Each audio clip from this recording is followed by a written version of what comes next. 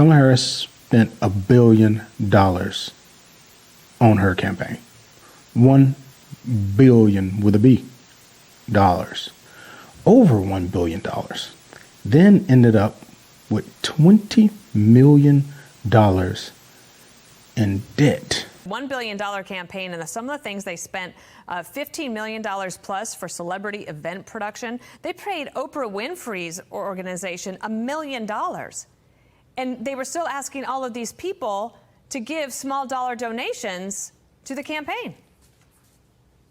Right. And you see now, after that has come out and that they paid the Call Her Daddy podcast over 6 figures, that's even more egregious now, knowing that FEMA purposely was directed to ignore Trump houses, signs with Trump houses. That's terrible. And the Call Her Daddy example is kind of overall speaking for how the campaign was. It was a lot of smoke and mirrors. There was a lot of celebrity endorsements, free concerts, billed as rallies. There was no substance. And so, the campaign, I think, wanted to She had to reach out to her supporters to pay the rest of it. So we got Kamala Harris, who's running for president, but you can't manage your campaign. You can't manage the money in your campaign. She paid staffers over $50 million. All of the Taylor Swifts and Beyonce's and Cardi B and Meg Thee Stallion and all of these black celebs, because you black, bringing those celebs, the black celebs, to try to influence the election, trying to sway people to vote on your side when you didn't need that. You didn't need to spend that. Democratic strategists, whoever you are, that I know that this is the only reason why you wanted to choose her, because you knew she was going to be able to raise that type of money. You knew that you were going to get fat off of Kamala. You knew that all of that money was going to go in your pocket and in your friends' pockets. So whoever this is, I don't know who it is that ran Kamala Harris's campaign. If someone else hires this human being or these individuals, you should be disqualified immediately. There is no way that you can run through $1 billion. Trump spent on his staff 10 million. 10, less than 10. To me, that's an astronomical number in and of itself. $10 million? What the hell are you doing $10 million? This is getting out of control, man. This money in politics is so stupid. And the thing about it is, here you thinking, every little Democrat in America, you're thinking that the little guy gave all that money to Kamala. Oh, it's such a beautiful movement. Oh, little Kamala's getting all the money from the sororities and the fraternities, and it's just such a little beautiful movement. No, this is corporate donor money. The Democrat Party has become a corporate captured party. It's not the same as it was when I was a little child. They don't advocate for the poor anymore. It's not about the poor. It's about the small amount of elite people. And a lot of them are black. This is the thing that gets you. A lot of them are black, right? A small amount of elite people that want to tell you what to do, that know what's best for you. Oh, don't worry about it. We smart. We so much smarter than you. Like, we know what's best for you. That's the kind of vibe that the Democrat Party gives off. Period. And you might be so far in the camp, and Trump is just making you go into this trance that you can't see it. But this is not the same Democrat Party. The populist party is on the other side. It's not you anymore. You're not the populace. You're the corporate captured people. And they have some corporate money. They got plenty of corporate donors, and they do everything they can to cut taxes for the rich, and they do everything to cut. But that's their philosophy. But this is a populist movement on the other side. The working class voted for them. Think about that. The Latino vote, they went for them. And you talking about, oh man, Latinos got some misogynists in them, and it's got sexism in them, and they got a little bit of racism, and No. Let's just think common sense wise about Latinos and Mexicans. Let's just think for a second. What do they come here for? What do they come here for? Oh, they want jobs. Yeah, they want jobs. What do they want to do most? Feed their families. They're family-oriented people. The biggest family-oriented demographic in America are the Latinos. They value family. They value being able to feed their family. They value it. So when you start talking this craziness about sexism, you just show yourself to be an ignorant human being. Latinos want to work in a great economy because they know that as soon as this economy gets bad, that they're going to be the first one out the door. First ones. See, this is common sense thinking. I don't know who you are, Democrat strategist, that you don't have any common sense. And all these talking points, it's coming from your campaign. That's going on the news, CNN and all of these. Or maybe everybody is just so out of touch with reality that they make so much money that when they go to the grocery store, it don't bother them. They don't even look at the price. They just swipe the card. Oh, okay, put it on my credit card. What else? What else that cost? Okay, give me that steak right there. That's the kind of attitude you got. So stop talking about the racism and the sexism the phantom racism and sexism that exists. Now, is there racism and sexism and all that in America? Abso-fucking-lutely. Excuse my language. Absolutely. But was it the situation that cost Kamala the presidency?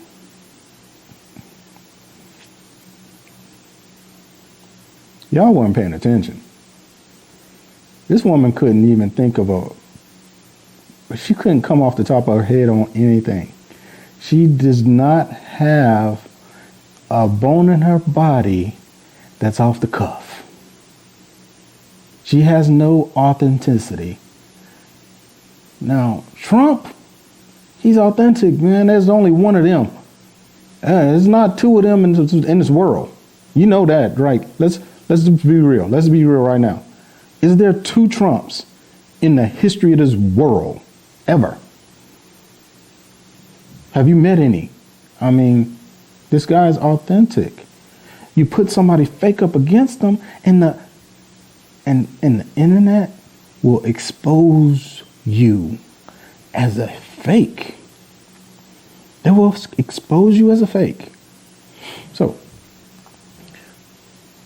you spend $1 billion. You run through $1 billion like it's nothing. You raise $1 billion or more. Wait, I think it's a little more. I think it's like 1.2 billion. You raise that in like 5 months. Phenomenal amount of money. But see, I knew that that's what you were thinking. You were going to get the emotional money. All the emotion from the blackness.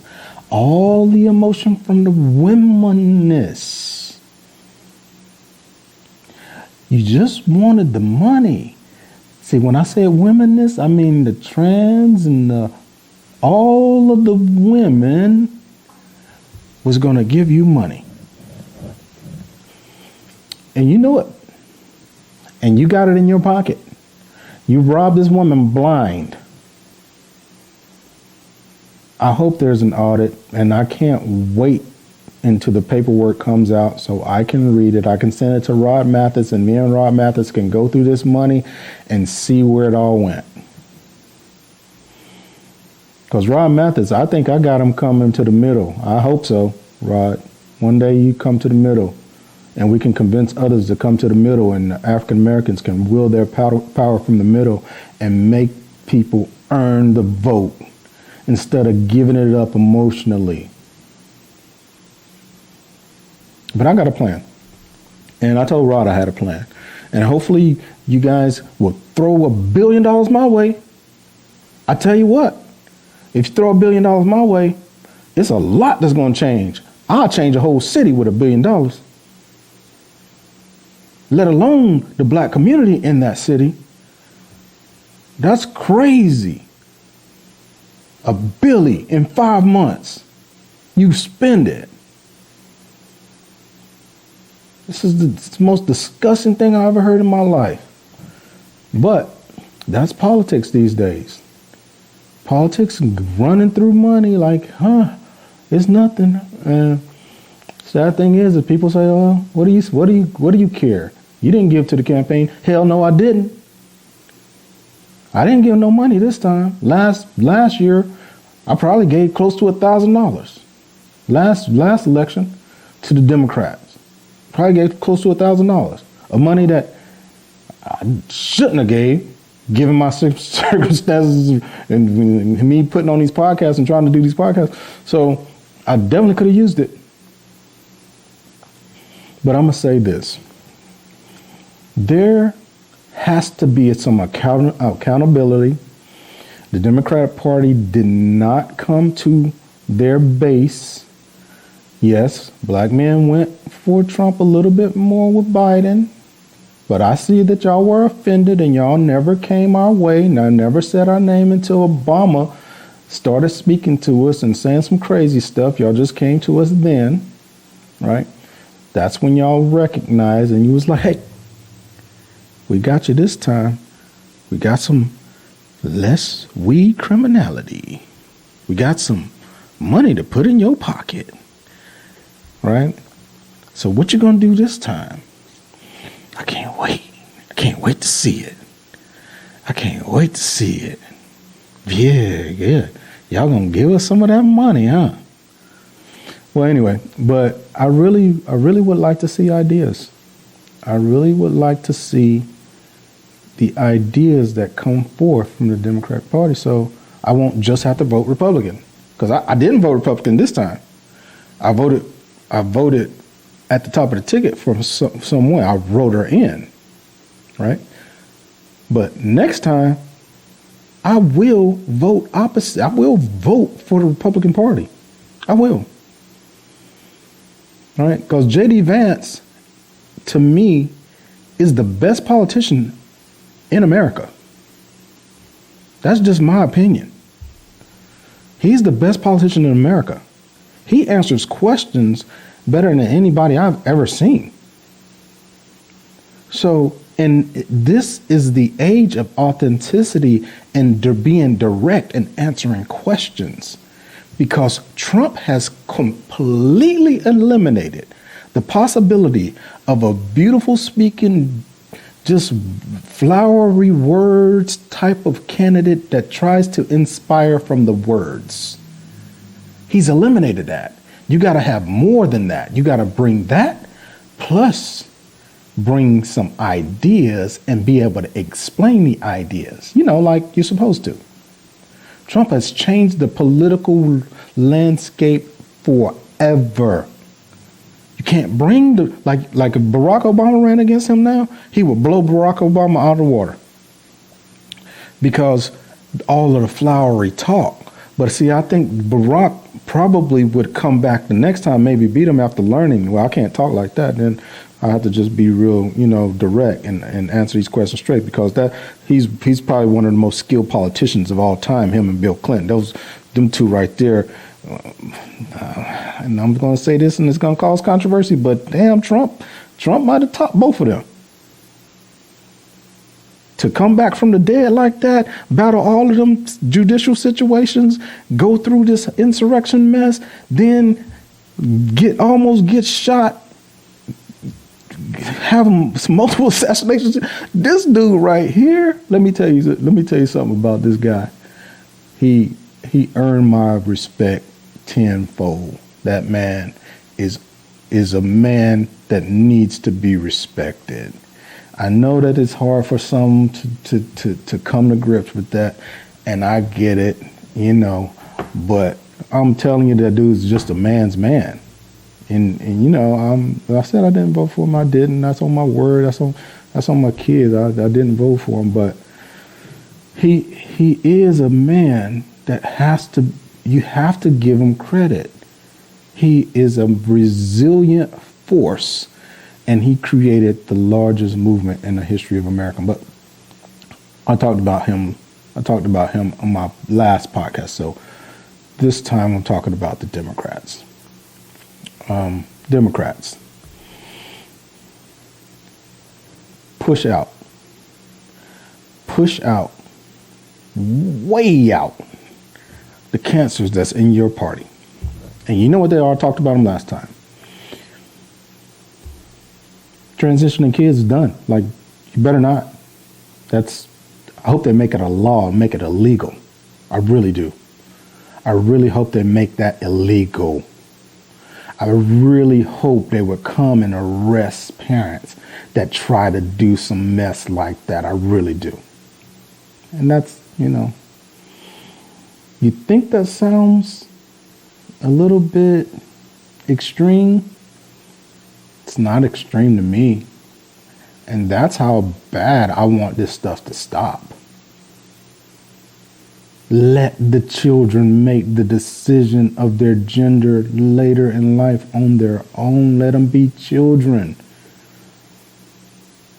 Let them be children.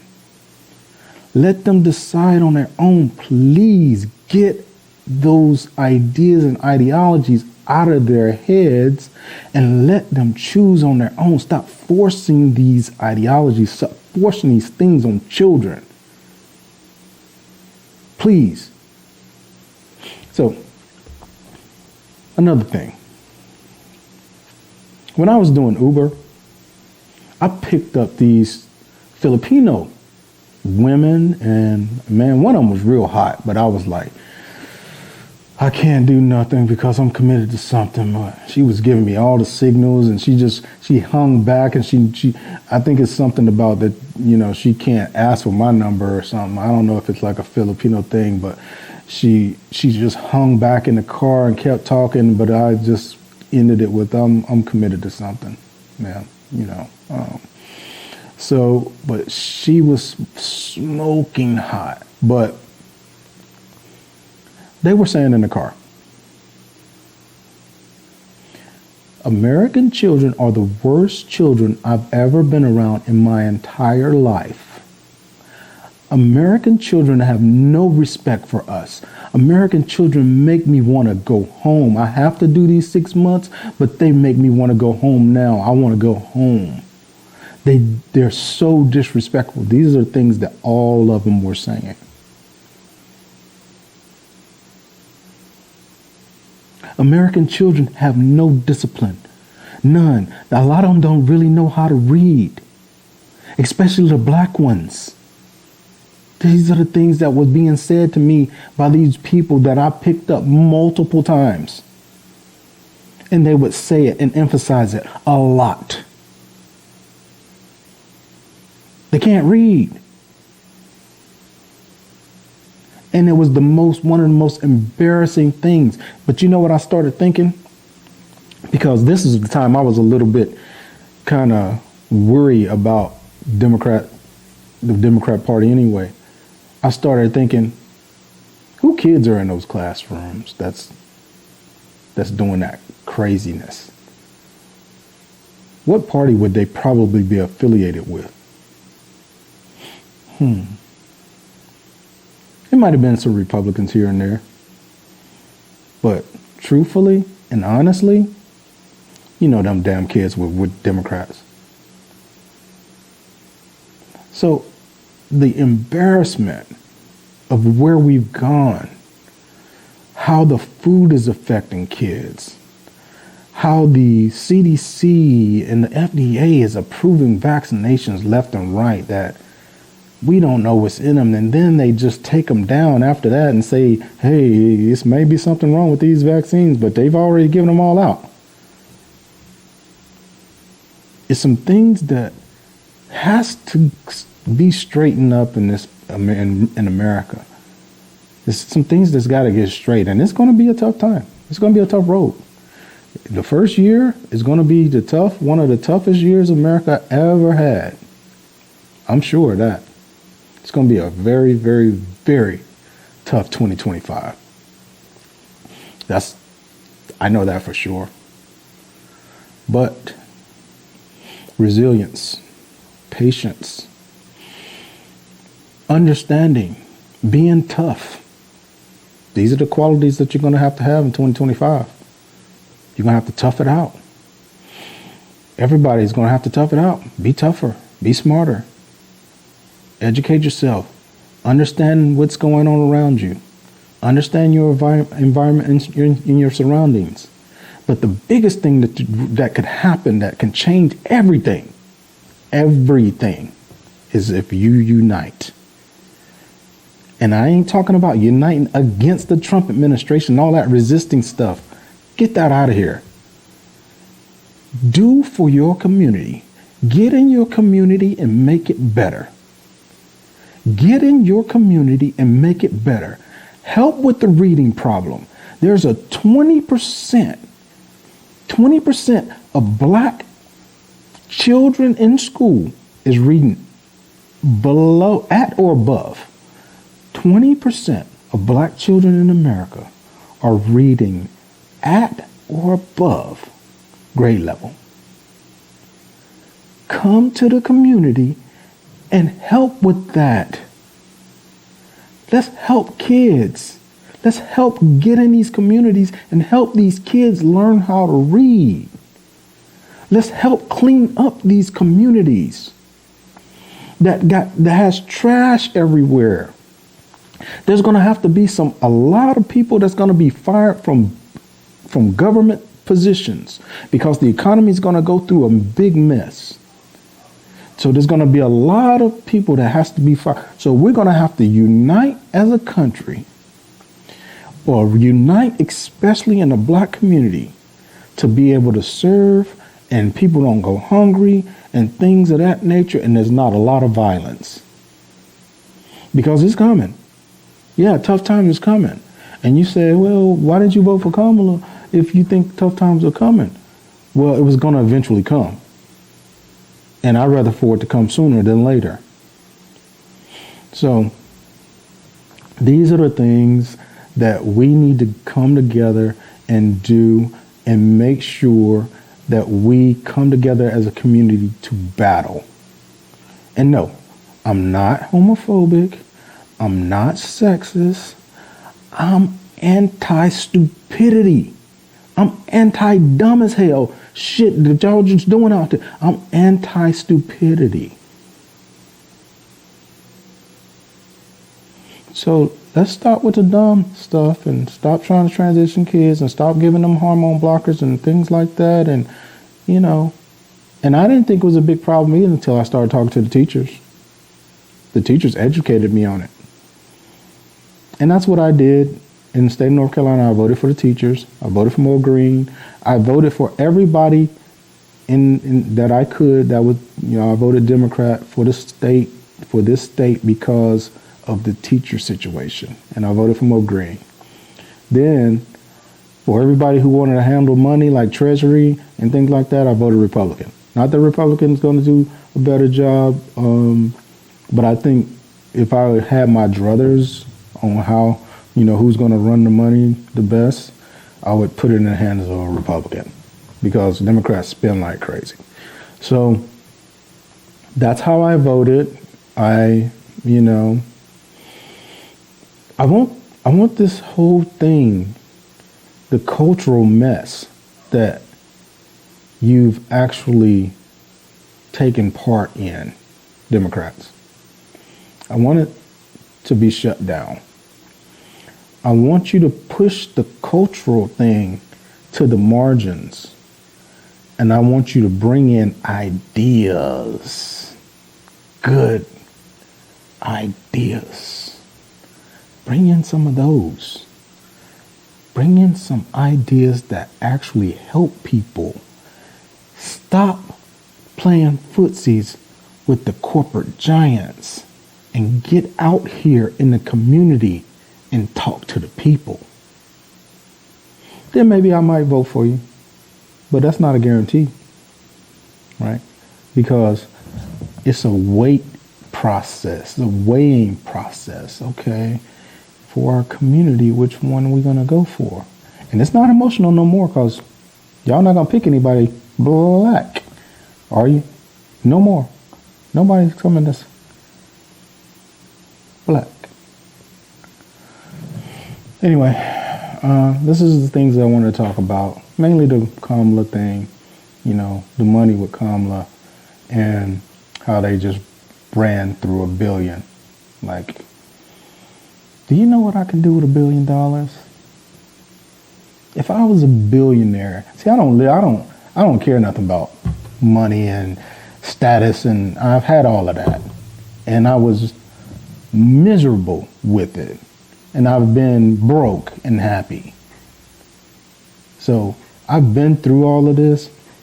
But if I had $1 billion, I would go into the community and find a person that has been working in that community and doing things with the kids, and a person that's been in the community doing things for housing, and a person in the community that's been doing things in the church, and I'd get a coalition together, and I'd go around and I'd put some people in place to help with the reading and the housing and the spiritual side of our community. That's what I would do with $1 billion. All right. I wouldn't waste it. Anyway, this is Jimmy Hitchcock, Hitch and Trip Show. Peace.